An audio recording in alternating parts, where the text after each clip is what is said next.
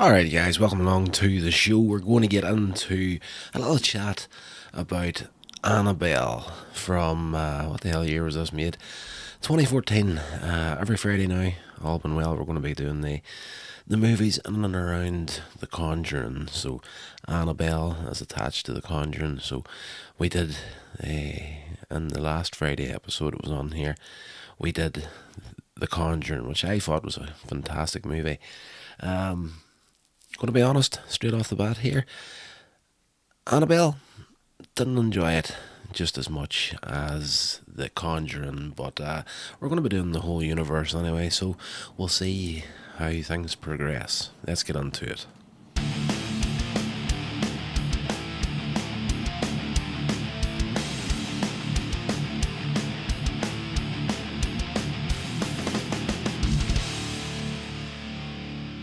Alright, so welcome to Hellmouth Hotline. I am Rodney Stewart, your host. So, Annabelle from 2014. Plot wise, I'm going to do a quick synopsis on the plot here, and then we'll get into if there's any kind of reception for it here.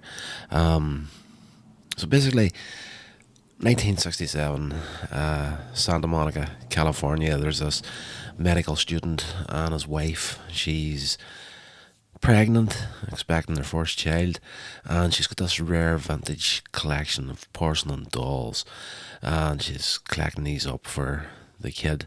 And her boyfriend, husband, John, gives her one for the collection, and it's placed in the nursery. This is going to be the Annabelle doll.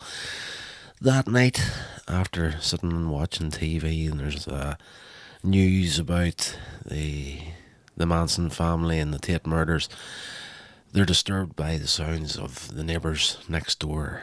Turns out they're getting murdered. The Higginses. Mia calls the police, and John runs across to see if he can help them out. The police arrive and shoot one of the killers. They attack John and Mia. Is it Mia? Did I get her name completely wrong there? Yeah.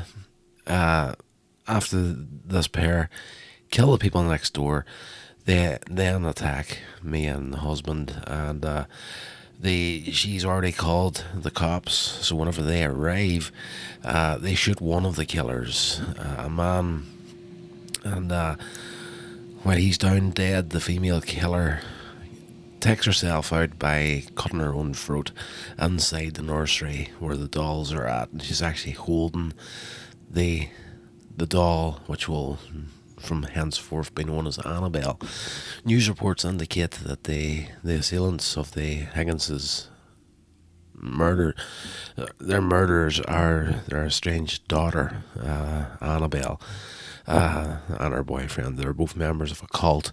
Annabelle's blood, whenever she took herself out, falls and is absorbed in the right eye of the doll, indicating that she has now possessed the doll. So as we move forward in the following days, as you would expect in a movie like this here, there's a series of paranormal activities occur around the Form's house. This is their surname of the Mia and John Form. Afterward, Mia gives birth to a healthy baby girl who they name Leah, and they move to an apartment in Pasadena, California, hoping to get away from the stuff that's going on here. Like, I'm jumping over a lot of the scares and stuff that's going on in this movie here. There's a fire at one point where the doll tries to take Mia out before the kid's born. Just everything that's happening, they're like, when you get out of here, get away. She can't even look at this doll anymore because she's seen the blood on the doll whenever Annabelle killed herself, and they actually throw the doll out. But whenever they do get moved into their new place, the doll turns up in one of the moving boxes, and the guy's like, I think I threw this thing out ages ago. Like, I'm almost sure I did. But yeah, so, me at one point or another is like, you know what? stuff it. It is what it is. The doll can stay, sort of thing. So yeah, paranormal events start once again. Mia then calls a detective who handled the original case and learns that the cult intended to summon a demonic spirit, and with the help of a fellow tenant in the building who's also working in a bookshop, Evelyn, Mia realizes that the cult practiced devil worship, which summoned a demon who followed the family after they moved to their apartment to claim a soul. After returning home, Mia and Leah are attacked by a demon, which reveals itself while manipulating the Annabelle doll. Mia and John contact the parish priest, Father Perez, who explains that demons are sometimes attach themselves to inanimate objects to achieve their goals. So, Annabelle, whenever I was thinking about this movie before watching it, I was kind of thinking this is going to go down the road of the whole Chucky thing. Like, this doll's going to be going crazy and like trying to strangle people and get on. Not so much in the Annabelle story here. It's more of a conduit for the demon to get into the world, more or less. So like the doll itself doesn't really attack, but it does. It's part of the process. But yeah, a human soul. He tells him also that a human soul must be offered for a purpose. And unable to exorcise the demon, Father Perez takes the doll to seek help from the Warrens. So there's your attachment to the Conjuring. But before he can enter the church to get this doll onto holy ground, the demon impersonating Annabelle's spirit attacks him and grabs the doll on the side of the street. He's hospitalised, and when John checks on him, John, the father of the kid that this demon's now after, the priest warns him that the demon's true intention is to claim Mia's soul.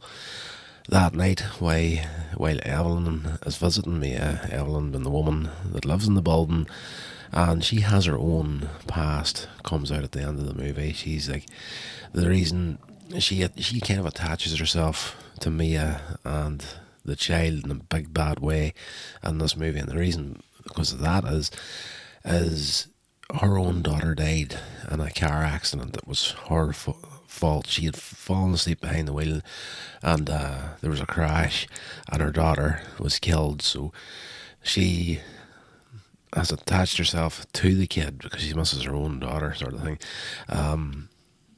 Yeah, so the demon then manages to get into the apartment using the likeness of Father Perez, and gets into the apartment and gets hold of Leah for her mother's soul, and he's holding the kid, and we're either going to take it or we're going to take your soul, sort of thing. This is where we're at the end of the movie.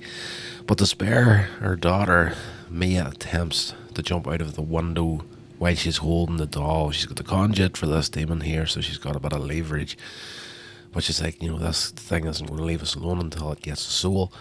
So, like any mother would, she wouldn't give up her own child, so she's ready for jumping out the window. But John and Evelyn manage to stop her. They get there, talk her down, get her out of the window, and while they're having their little moment of make-up between the husband and wife, and what are we going to do about our daughter, sort of thing, Evelyn decides to take her own life in Mia's place as an atonement for causing the car accident that killed her daughter back in the day. As Evelyn dies and she's lying in the road, the demon and the doll disappear. Mia and John never see or hear from the doll again, and Leah is safe inside the crib in the apartment. So we cut to the end of the movie. 6 months later, this mother walks into an antique shop and she's looking for a gift for her daughter Debbie, who's a nursing student. Funnily enough, like this guy in this movie was a nursing student at the start of it. And she sees the Annabelle doll and she decides to buy it. But then we get another little look at the doll getting stored and locked away in the glass case in the Warren's artifact room as well. So fairly interesting. Like as I say, I didn't take to it quite as much as it did the first movie. The Conjuring I thought was a great movie. This is basically just the origins of the Annabelle doll. So we'll see where it goes. I don't think the Annabelle movies is going to be my thing for this selection of reviews here, but we'll see as we move ahead. But I've got no doubt in my mind that this made a lot of money. So let's get into reception and see how it went.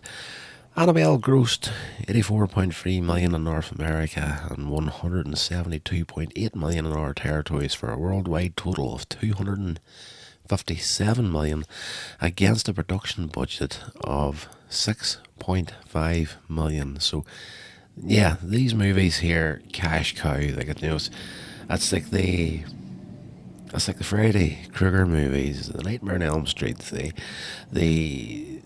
Friday the 13th movies. Like it's there's going to be people that's going to watch these movies, and you're going to have good ones, you're going to have bad ones, but everybody likes a little scare once in a while. And like after the success with The Conjuring, there's no doubt that this movie was going to make bank, and obviously that kept going for a long time because there's a mess load of these movies. Let me see. That's as far as the reception goes. It's pretty much all like how much the movie made in different regions compared to the budget. So it's a beast of a movie. Let me see. There's any critical responses here. Okay, critical response. I'm just looking it up here online at the minute. See if anybody agrees with what I just said here. Haven't looked at any of these yet. Critical response. Annabelle received generally negative reviews from critics, many of whom considered the film inferior to its predecessor. That's what I was just thinking myself. On the review aggregator website Rotten Tomatoes, 28% of 135 critic reviews were positive, with an average rating of 4.4 out of 10. The website's consensus reads, Annabelle borrows unabashedly from better horror films to leave viewers with a string of cheap jolts that fail to build on the far more effective The Conjuring. That's a very, very fair review there. Metacritic, which uses a weighted average, assigned the film a score of 37 out of 100 based on 27 critics, indicating generally unfavourable reviews. Audiences polled at CinemaScore gave the film a B on an A plus to F scale. Frank Shack of The Hollywood Reporter criticised the film for its cheap production and screenplay, saying the film is ultimately so generic and formulaic that you'll forget it. He was also critical of the lead actors, calling their acting unmemorable and bland. That's a bit harsh, but fair as well.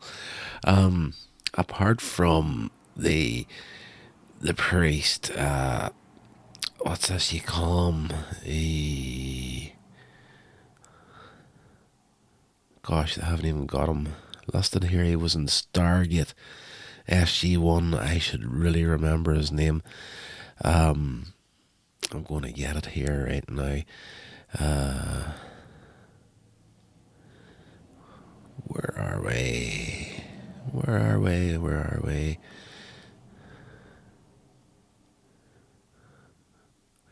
Wow, he must have. I can't see him going. Hold on, there he is. Tony Amendola. Yeah, he is a great actor. And as I say, like I liked him in Stargate SG-1, big science fiction fan as well. Not that big numbnuts reader, I remembered his name. It is what it is. As I said there, the acting in the movie was unmemorable and bland, but he was very, very good in it. Yeah, Scott Fondas, if that's how you pronounce his surname, of Variety gave the film a negative review, calling the film a cut rate spin off from James Wan's haunted house hit The Conjuring. Partly makes up for the crude shock effects, what it lacks in craft, atmosphere, and just about every other department. Yeah, I don't think his England was very good there, or else I just read it completely wrong. But yeah, it is what it is. And whenever, to be fair, there, whenever I seen what the budget of the movie was, I was kind of thinking to myself, well, where did that go? Because it didn't seem to be on screen a lot of the time. Pete Hammond of Deadline also gave the film a negative review and said that the not scary, called it the not scary doll show. It's left him pining for Chucky and Child's Play. There you go. There's somebody else harkening back to Child's Play. That's what I was kind of expecting from this movie. Annabelle may still draw horror fans this Halloween month, but they won't be quaking over the scares in this film. That's the last his review. So yeah, that is what it is. Pretty much just going on to the home media releases here, what the future's going to be for it. We all know this went on for a long, long time, so they did take this franchise, like every other franchise, and completely milk it, and fair play to them. If you get off to a good start with The Conjuring, you're going to do what you can to keep that success going and broaden the thing into something else and see if you can make a little bit more cash out of it. So it is what it is. That is just the way the cookie crumbles, and I can't fault them for it. But this movie wasn't what I was hoping for, and in all fairness, they could have done a little bit better with it. So that's going to do it for this episode, guys. Join me again on Monday when we get into Buffy the Vampire Slayer one more time. This has been a production of Coins Age Media. Thank you so much for listening.